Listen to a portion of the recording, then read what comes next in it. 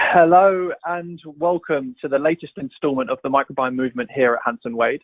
Today's webinar will focus on the importance and impact of considering the regulatory status of a microbiome-based product at every stage of development, including the initial research phases carried out in academia. My name is Alex Kutik and I will be chairing today's session.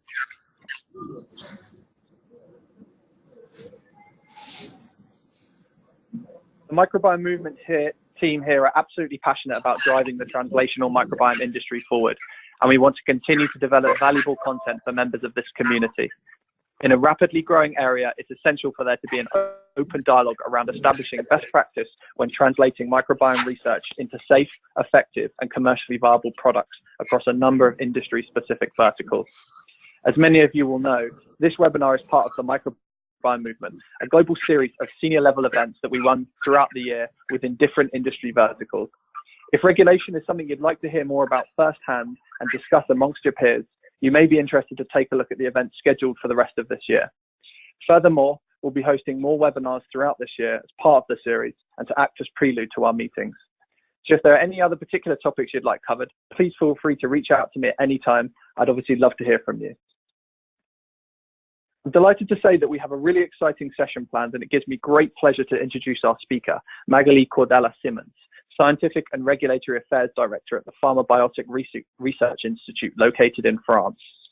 At the PRI, Magali supervises the association's analysis of European pharmaceutical legislation, as well as the association's regulatory strategy to support the PRI member companies in their interactions with both national and European drug authorities. Magali, good evening. On behalf of Magali and the PRI, we're very pleased to welcome such a broad background of attendees today.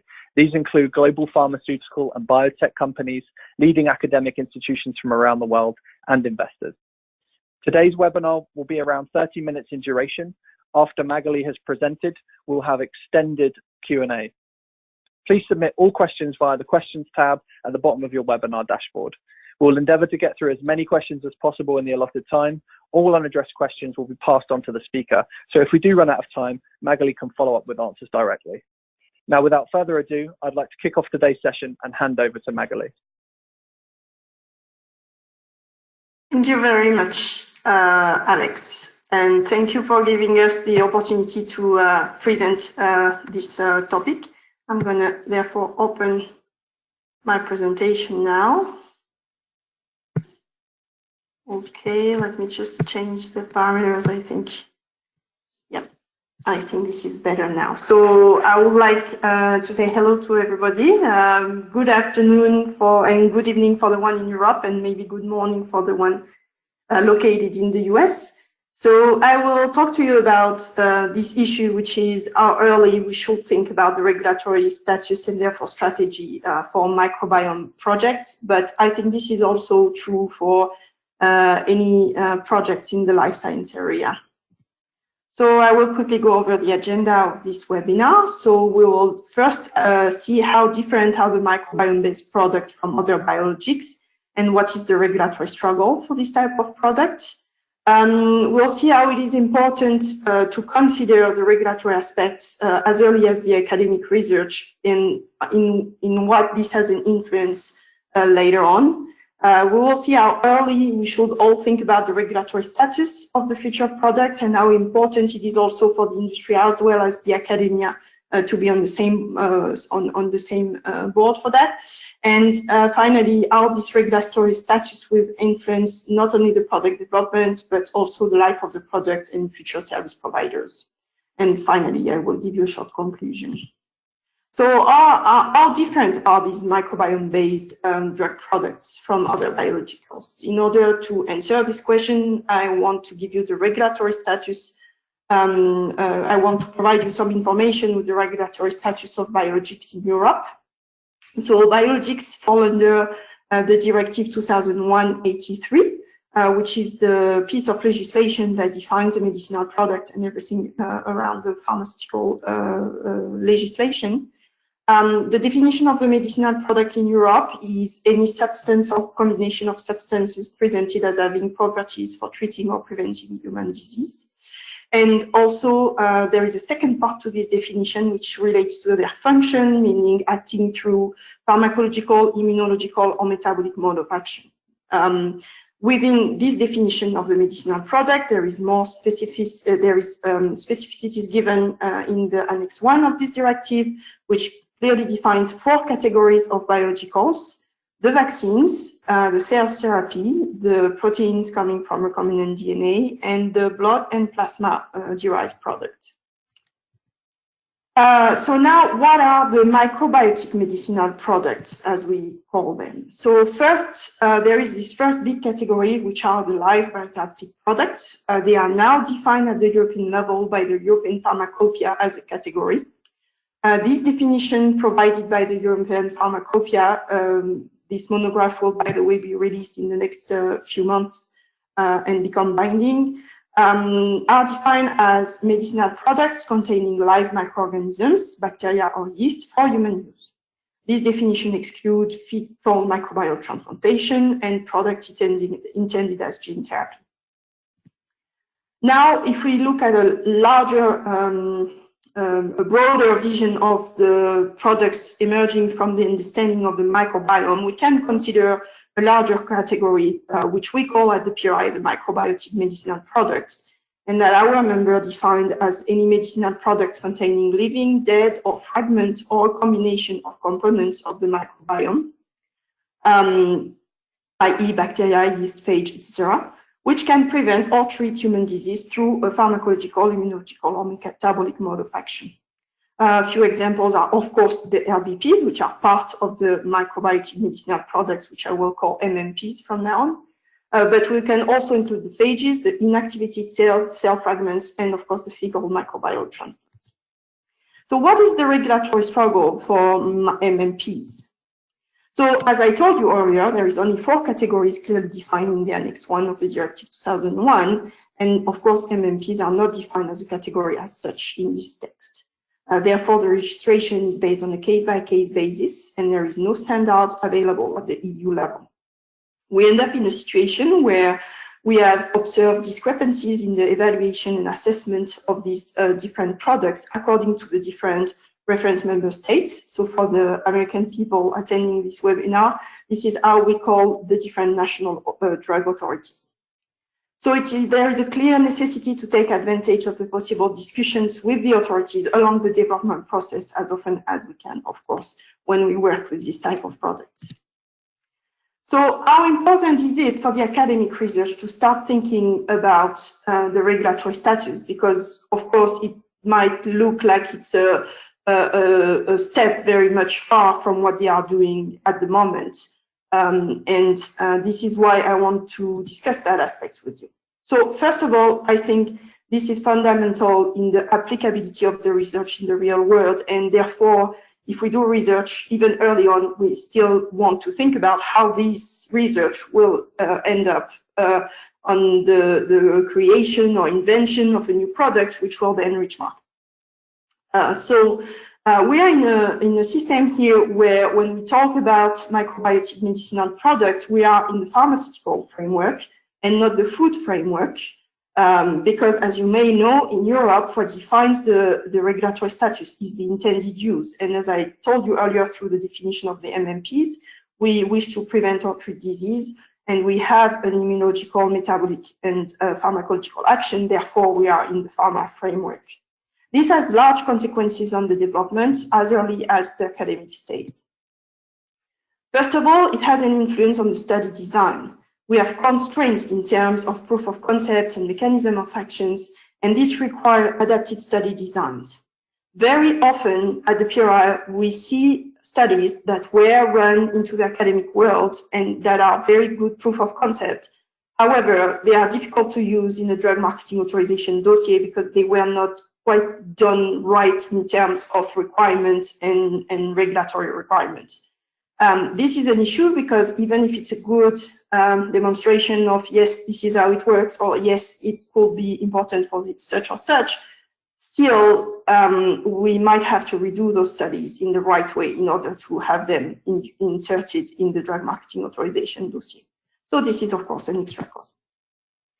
And when we talk about investment and cost of the studies, we also have, this is also an important point to consider as early as the academic world, is that most studies have to be carried out in the GLP environment in order to be acceptable for drug marketing authorization. And of course, the duplication of the studies not adapted to the requirements would increase the cost of the developments. When it comes to production process studies, scale-up studies, or just development of, let's say, the fermentation process in order to keep such or such bug alive, we often encounter issues where this was developed in the lab with the raw materials that are available for laboratories and research laboratories. However, the issue is often that those products might not be pharma grade and will not then be able to use them in a pharmaceutical environment. And sometimes, basically, the job has to be redone in order to include products that are usable in the pharmaceutical environment. So this is also something where people should think very early on about the market they are targeting, because this might have an influence on the early developments of the product.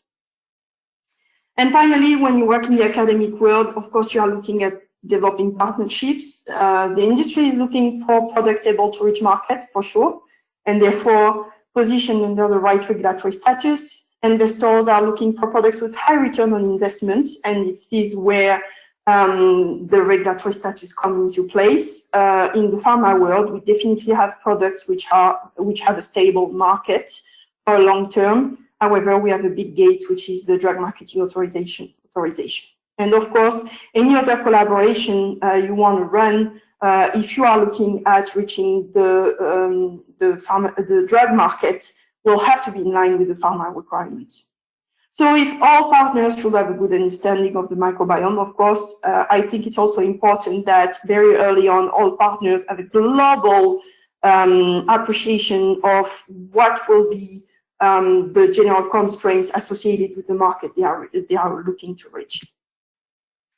So probably by what I told you earlier, you figured out the answer to this question, which is how early should I think about the regulatory status of the future product? And of course, you figured out that it's as early as possible.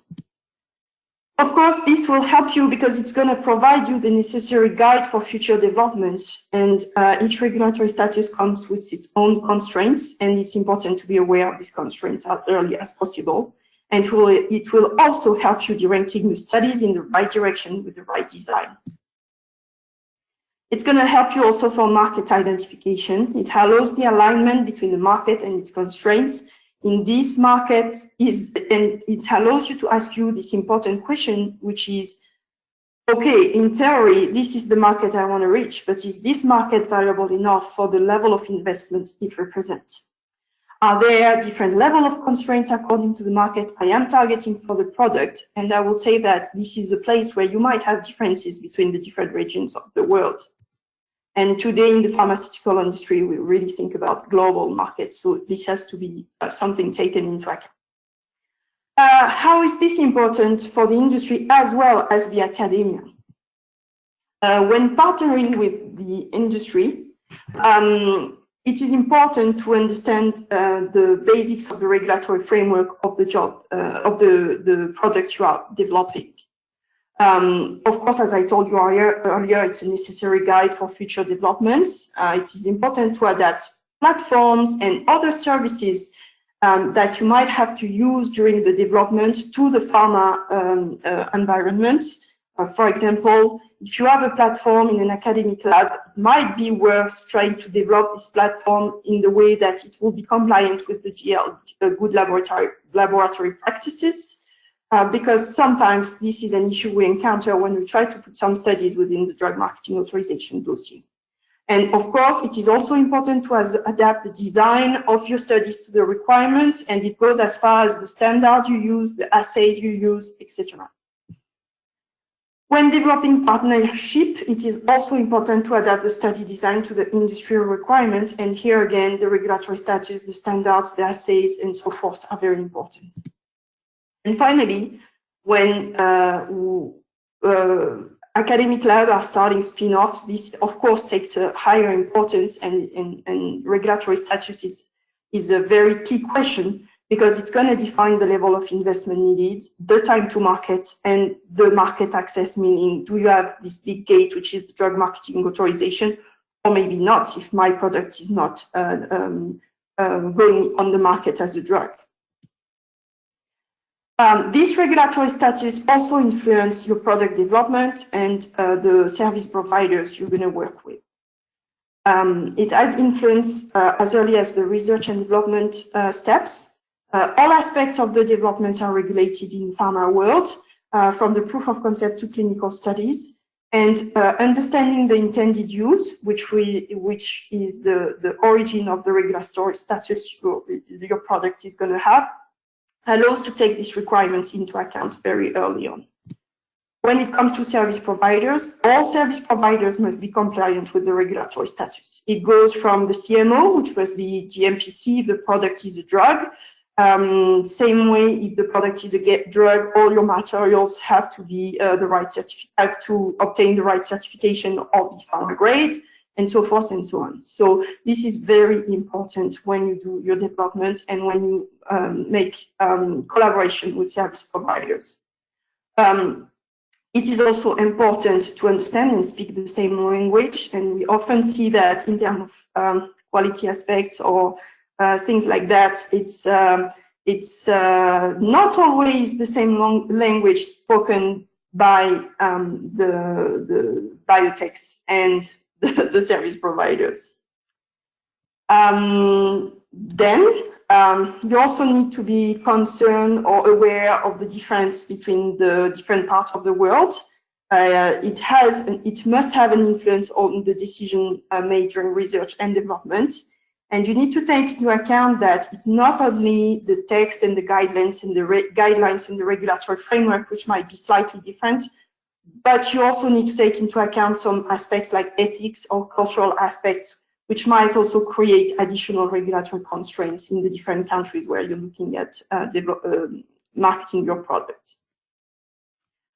So I will give you a short conclusion before we open the room to questions. So first of all, you have to be aware as early as possible as the intended use of your product and therefore the regulatory status that comes with it. And this will have an influence on every steps of the development as well as the way you reach market. So you will have to have the right studies designed on research and development, develop the right partnership at this level, develop the right methods, validate some methods and technologies, use the right excipients, raw materials, etc., as well as the right standards. And at the end of the day, your production process will have to be carried out in a GMP environment, and your preclinical studies in a GLP environment, and so forth and so on. So this, of course, has a high cost and a big burden, and it's a big burden on the development. But what really counts here is that we want this to be worth it, because we will reach stable and a long-term market. And to finish here, I would like to tell you that this is exactly what the PRI is that we are an organization that is not only helping the companies in their interaction with the drug authorities regarding the development of their products so they can move forward in an environment where very few guidelines are available, but we are also creating this network of companies, service providers, which are aware of these pharmaceutical constraints and who understand the pharmaceutical constraints and therefore can be very good partners in your future developments for microbiotic medicinal products. So this is the PRI team, so myself and my colleague Richard Ellis, who is the business development manager. And I would like to thank you for your attention today and to thank the organizers for giving me the room. And I think it's time now to look at the questions.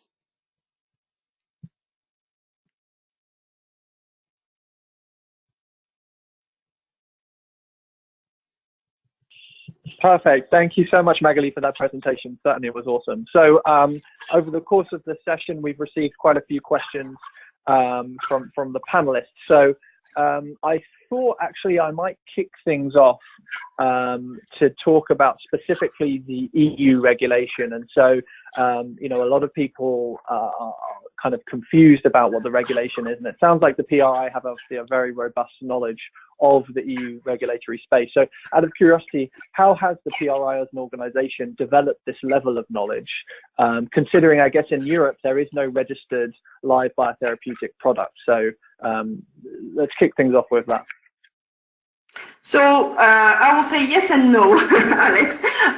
We do have products registered which are live biotherapeutic products, which were registered in the 50s or 60s. So, but they were registered at the national level. So some national authorities have an understanding of these products. Now, when it comes to the question of how we develop this regulatory knowledge, we decided to use this collaborative approach and this overview approach, which is first we work with small, medium-sized enterprise, so small companies who don't always have regulatory affairs people internally.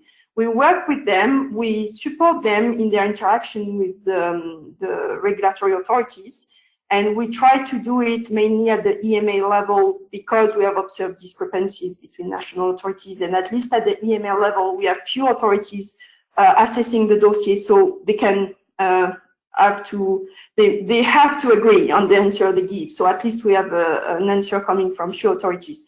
By running many of them with many PRI members, we acquire a kind of an overview on the different parts of the drug marketing authorization, so quality, preclinical and clinical, and